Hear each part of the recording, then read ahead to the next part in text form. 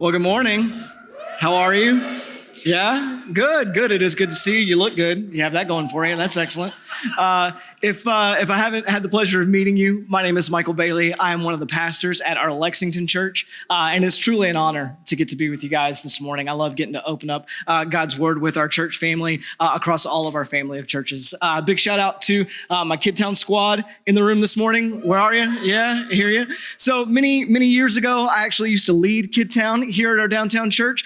So you guys have a very special place in my heart. I love that you are here, and I love that we all get to be together as we get to learn and grow in Jesus and all that God has for us alongside one another. So the last time I was here, which I think was a few months ago, I think I told everybody that my wife Lauren and I, we just had our third child, which was really exciting for us, a little baby girl. But what I didn't do last time that I remembered was I didn't bring a picture. So I wanted to rectify that situation this morning and give you all your daily dose of cuteness and introduce you to my latest child. Yes, she's great. Oh my gosh. So this is Josie, or as JoJo, as we call her. And yes, she is as squishy as she looks, and she brings the party just like her daddy. She's been a real blessing to us. We love her so much. But the truth is I wanted to start with something cute this morning, because today we're going to talk about something that can be hard. Okay, we're going to talk about something that can just be hard to talk about, especially in church world. It's something that, at least from my seat on the bus, doesn't always seem to get a lot of airtime, but it's something that really is important for us to discuss and navigate through in our journey of discipleship towards Jesus. Today, we're going to talk about doubt. We're going to talk about doubt, that struggle within us to believe, that struggle that many of us have to believe God, to believe in God, or even just simply to trust what God says. We're going to talk about that together. And generally speaking, it seems like there are sort of two equal and opposite extremes that Christians tend to fall when it comes to doubt. On the one hand, we can be too soft on doubt.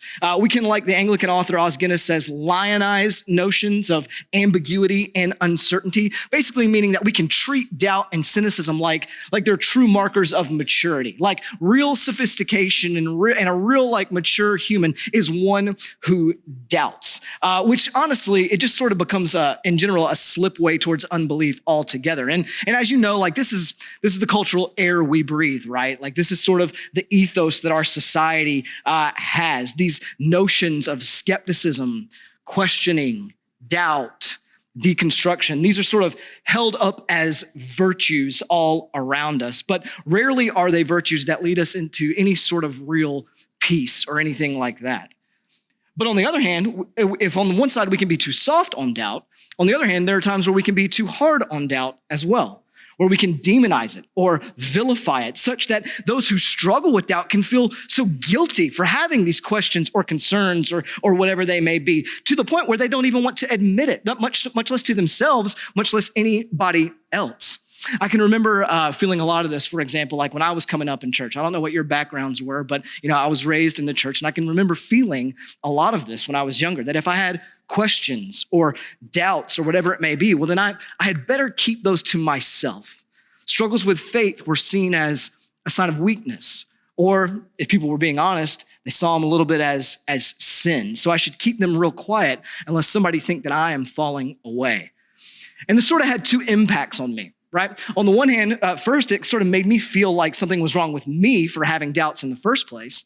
And secondly, it made me think that there was something wrong with God if he was so afraid of me having questions about him or the things of Jesus. A bit like he was the Wizard of Oz, that he was afraid that I would figure out that this whole Christianity thing was just a man behind a curtain pulling a lever.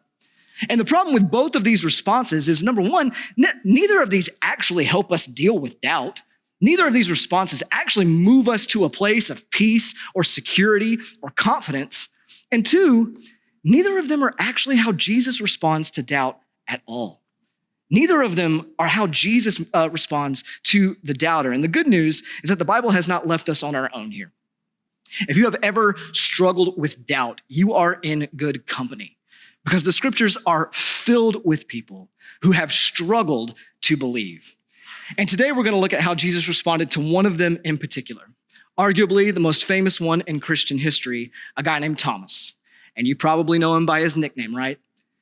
Doubting Thomas. Thomas the Doubter. Yeah, that's right. Today we are talking about Jesus and the Doubter. And all I want to do for us this morning is answer the question, how does Jesus respond to those who struggle to believe? How does Jesus respond to those who struggle to believe? So if you would, grab a Bible. We're going to be in John chapter 20 together, as you just heard read. There should be some located underneath your rows. If you don't have one, or you can pull one up on your phone, whatever it may be. As you get there, I want to do some quick setup for us. So on the heels of the crucifixion, all of Jesus's disciples were obviously crushed. The person they had believed was Israel's promised Messiah, the man they had given up everything to follow and that had become their dear friend, had been brutally killed by religious leaders for claiming to be God. And at this point in the story, Jesus has resurrected, but only revealed himself to Mary Magdalene and a few other of the women disciples. The rest of them thought that Jesus was dead and that death was probably coming for them as well. But then something amazing happens. While the disciples are locked away in a room to hide, Jesus shows up. And it's miraculous, which initially freaks them out because of course it would freak any of us out, but it's miraculous, but he shows them his hands and his side so that they can see this is for real. It's really him. He really is alive. And it's a huge moment. I mean, absolutely huge moment. It takes these men and women who are afraid for their very lives and turns their world upside down, literally changing the course of human history. It was a gigantic moment for all of them. For all of them except one, Thomas, because Thomas wasn't there. Let's pick up in verse 24.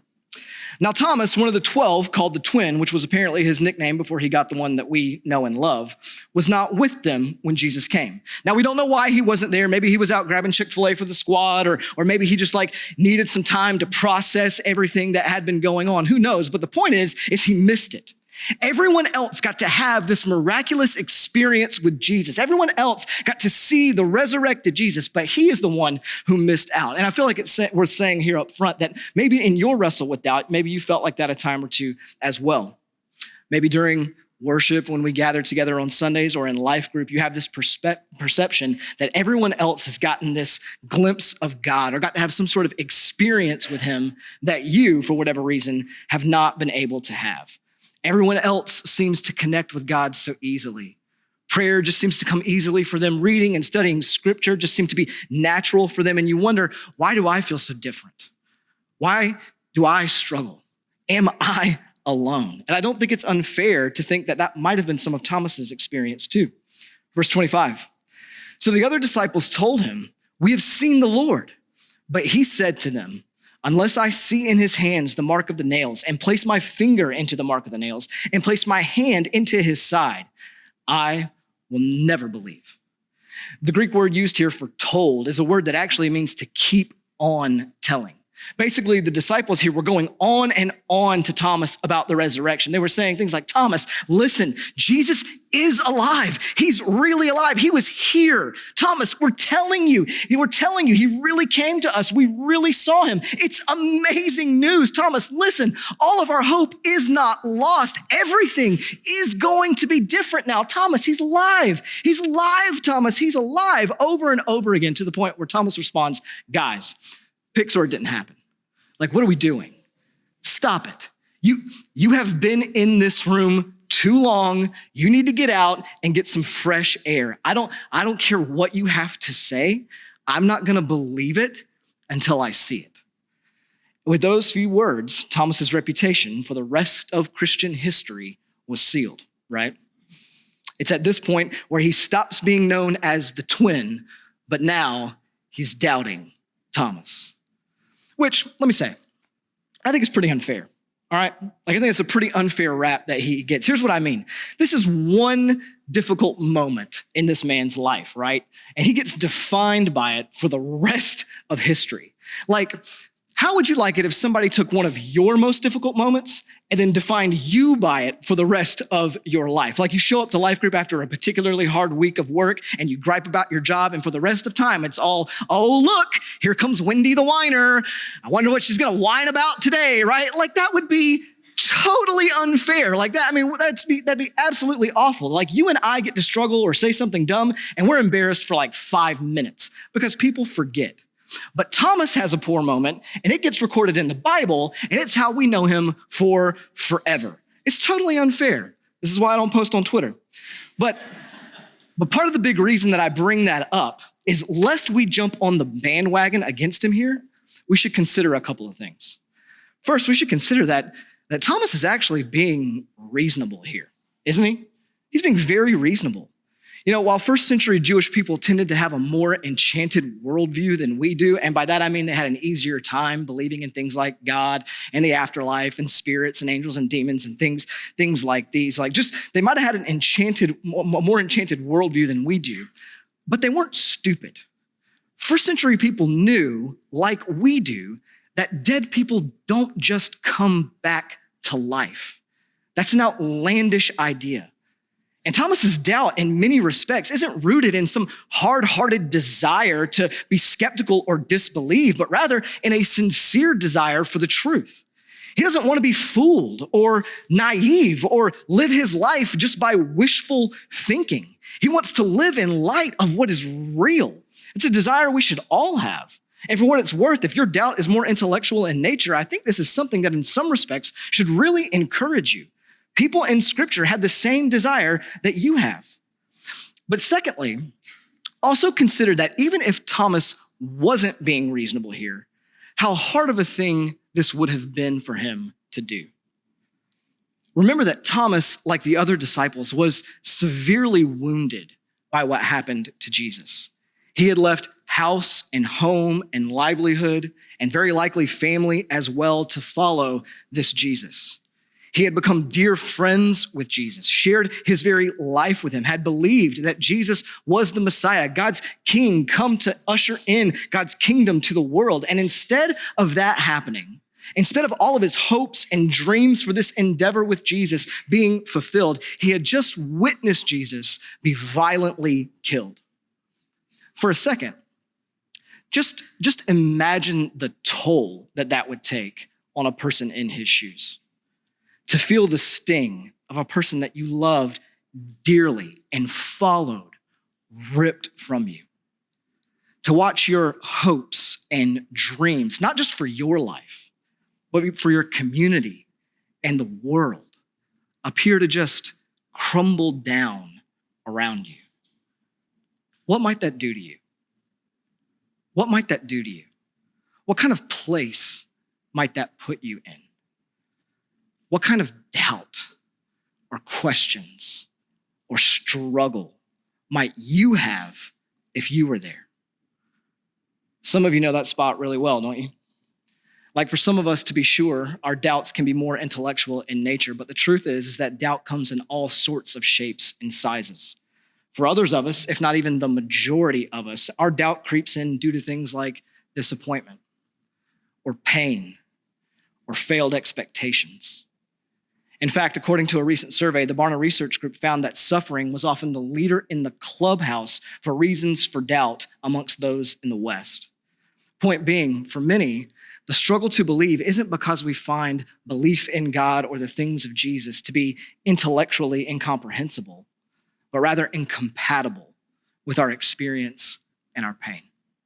I can't tell you how many stories that I know of that go something like, I just can't believe in God or this whole Jesus thing because X, Y, or Z happened.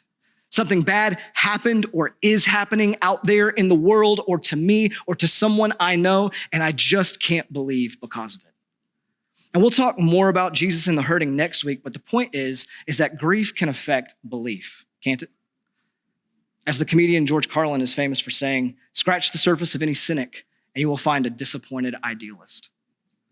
So we can look out and see oppression or corruption or hypocrisy in the world or even in the church, and it leads us to think, how could God exist if this does too? Or how can I believe that he's good and loving or all powerful when things like this happen?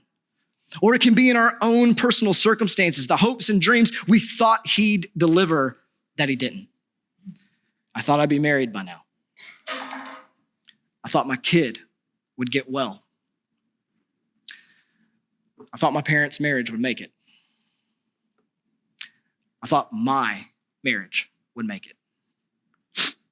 Our lives get shaken, don't they? And in one way or another, it produces doubt. And while that has nothing to do with whether or not the claims of Christianity are true, it is powerful nonetheless. And this is Thomas too. Not only does he want what is true, but he's also wounded. And his skepticism pops up as a defense to avoid being let down again. And it's at this moment in the story that I would contend that if we were honest, we'd admit that there's a little doubting Thomas in each and every one of us too, isn't there? Maybe for you, it looks like a quest for truth. You're trying to figure out if this whole thing is for real, if Jesus and his resurrection are true, and if it is, what does that mean for you? Maybe for others of us, it's not that you're questioning whether or not he's real, but whether or not you can actually trust him. Can you trust him with your relationships? Can you trust him with your career or your money? Can you trust him with your sexuality? Maybe it's doubts about your spiritual growth.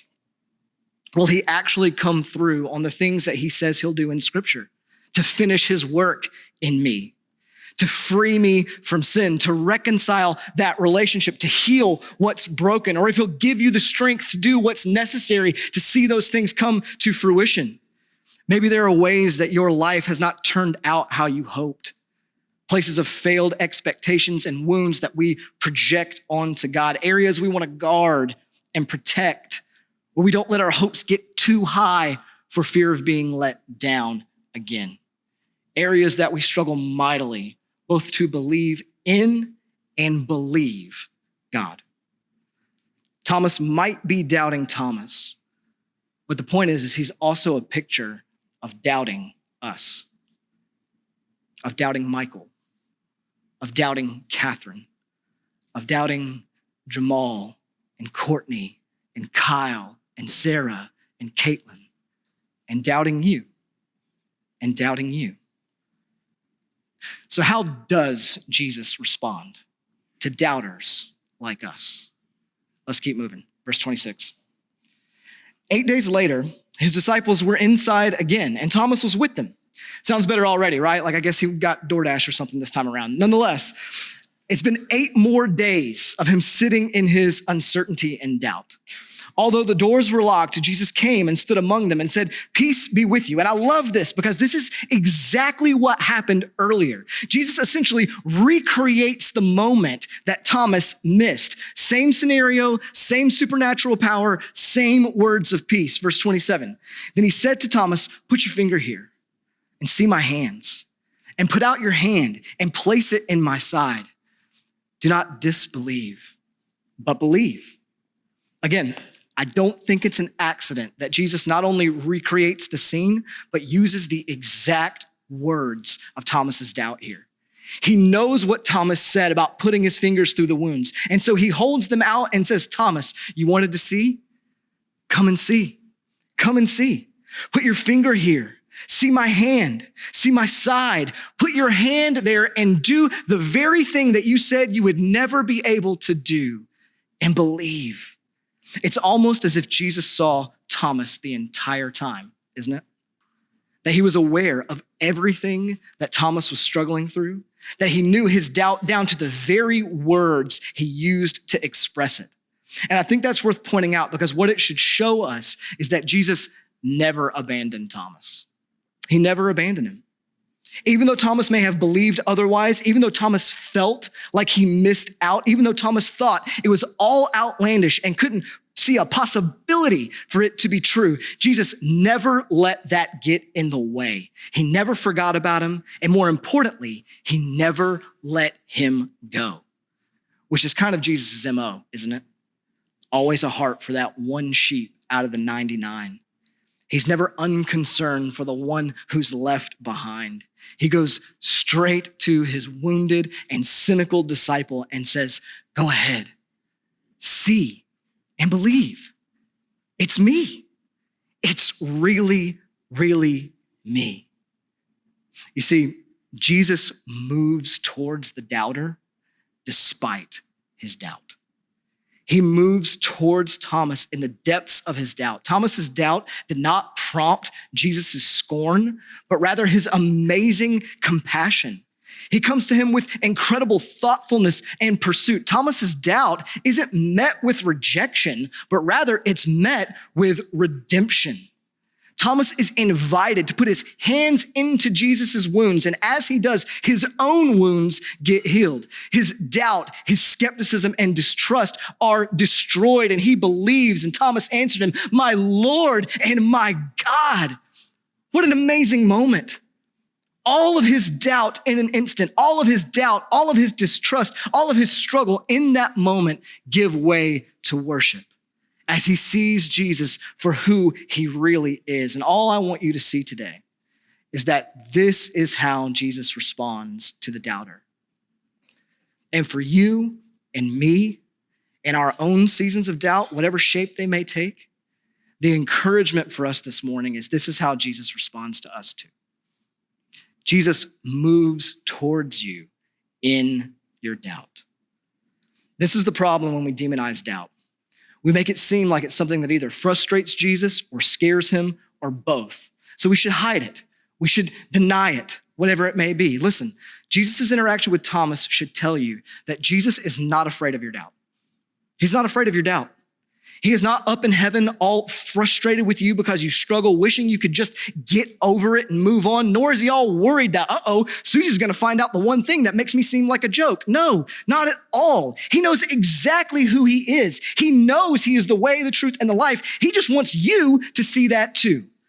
He wasn't afraid of Thomas's doubt, and he's not afraid of yours either. In fact, he says to Thomas, "You wanted to see? Come and see." And that same invitation is open to you. Bring him your questions. Bring him your struggles. Bring him your doubts and find their answers in the risen Jesus. One of the first things that ought to tell us then when it comes to Jesus and our doubts is you can be honest about your doubt. You can be honest about your doubt. When we know that this is Jesus' posture towards us, we can be honest about where we struggle with him, with ourselves, and with each other. Like I can't help but think that it might have been tempting for Thomas to just sort of go along with it, right? Like to bury his concerns somewhere in the deep recesses of his mind, to just go with the flow and not create a problem for anybody while his struggle ate away at him. But that's not what Thomas does. In fact, it's his honesty that is part of what opens up the door for his doubt to receive some answers. And the same is true for you. Your doubt can never be dealt with if you are not going to be honest about it. So please just hear me here. It is far too easy to just do the church thing. You know what I'm saying? Like it's far too easy to just do the church thing, to show up, to sing some songs about Jesus, maybe get a little bit of encouragement from the preacher, and then go to brunch with friends afterwards and pretend like everything is just fine, when in reality, it isn't. And don't misunderstand, I'm not suggesting that we make the opposite error and lionize doubt like it's an end in and of itself. No, the point of being honest about our doubt is so that we can move through it, so that we can come out on the other side on solid ground. But none of that can happen unless we are first honest about the very real ways that we struggle to believe. And on that note, I think it's worth noticing that the fact that Thomas was still with the disciples 8 days later. Did you see that? That's a little detail, but it sticks out to me. Thomas was honest about his doubt. He was open with them about his struggle to believe the experience that they had, but he didn't. But he doesn't let that cause him to run away. You see that? He didn't run. He didn't hide. He didn't isolate himself from Jesus' people, but he pressed further in.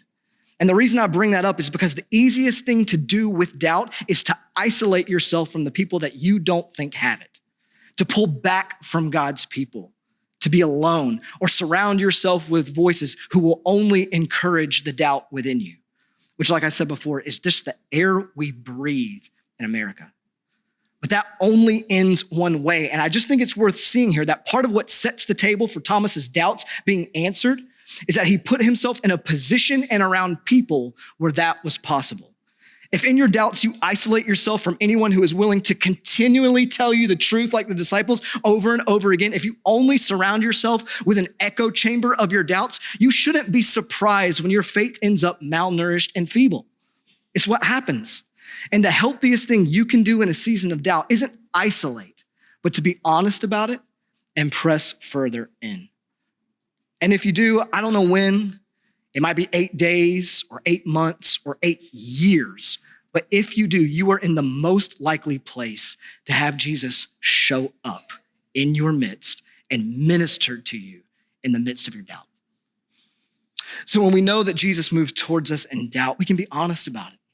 We can be honest about it. But Jesus' interaction with Thomas also tells us that when it comes to doubt, we can trust Jesus with them. We can trust Jesus with our doubts. So you and I, we have a privileged vantage point. We know how Thomas's story ends.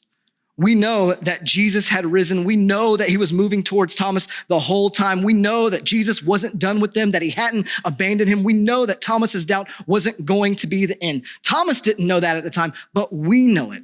And while you may not always be able to see it, while you might feel like you're in the middle of your own 8 days, the same is actually true for you. The same is true for you. No matter what your doubt may be, no matter the struggle, no matter how hard or difficult or how dark of a night your soul may feel like it's going through, Jesus is not done. He is moving towards you in the midst of it, even if you can't feel it. And I don't know what your doubt or your struggle or your pain may be, but what I do know is that there is one with the strength to carry you through, and it's Jesus. It reminds me of that story from the Gospels of Peter walking on the water in the midst of the storm with Jesus. He walks on it when his eyes are focused on Jesus, when he trusts that Jesus is the one who's going to get him through. But when he looks at the wind and the waves, what happens? He starts to sink. And the encouragement here is to keep your eyes on Jesus. It's not denying the fact that there's a storm going on around you, but keeping your eyes on Jesus as the one who can get you through it.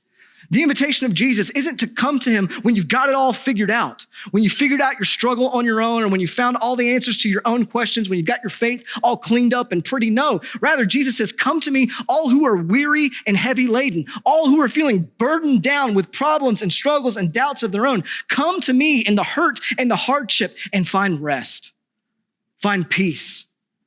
You see, for the Christian, success is not the absence of doubt. Success is trust.